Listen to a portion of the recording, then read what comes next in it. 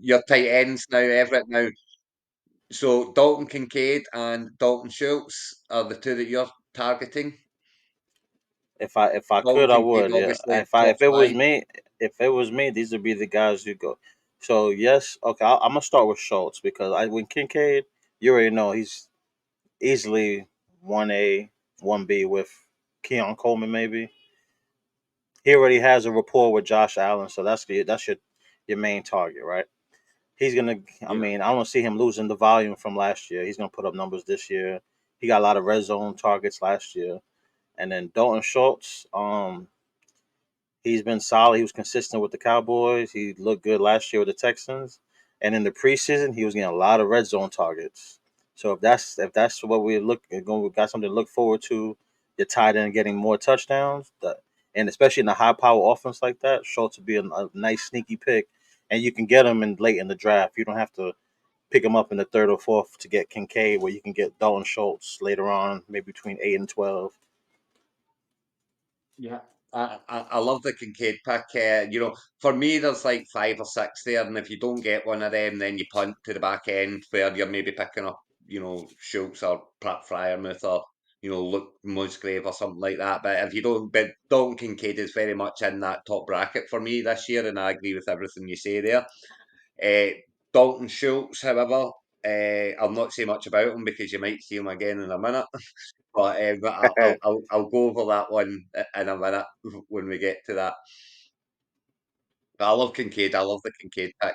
And yeah, well, here's kind of where I've went. So I've went with Trey McBride and I've went with Brock Bowers. So again, in that top five bracket, I have McBride in there, and I'm not one to go early on the tight ends. I'm not one to go early in the quarterbacks, but the tight ends are, there's a lot of leagues that give you extra half point or something like that for a tight end catch, and they're getting more and more involved in the game. They really are. And Trey McBride, what he done when Kyler Murray came back last year, let's not forget they did finish the season 3-4, and that was with Murray rusty as rusty can be. And Trey Yeah. McBride was his main target. That's where he was going all the time. It was basically Murray and McBride.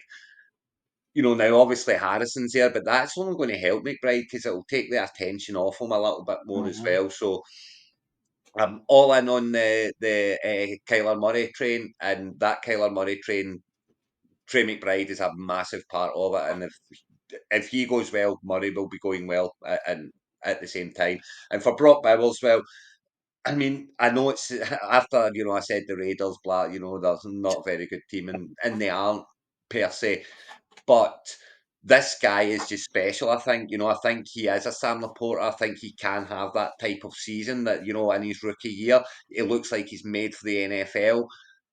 They are going to find ways to get him the ball. They've already said it. They're lining him up and out wide. They're lining him up as a wide receiver. They will find ways to get Brock Bowers the ball, and I just think that he could be massive season. And he is going right around that time where it's time to punt if you don't get one. So he's just on the borderline of that kind of. For me, he's just under there. You're getting him in about the seventh to eighth, so it's one that if I like my team and I'm happy with where I've got my running backs and my wide receivers, and I've not got my tight ends yet, I'm maybe looking at that's a pick up there because where he's getting picked up as well. I'm not a fan of the receivers and any really of the receivers and running backs that are going around there. So I do find it easier to pick them up at that point.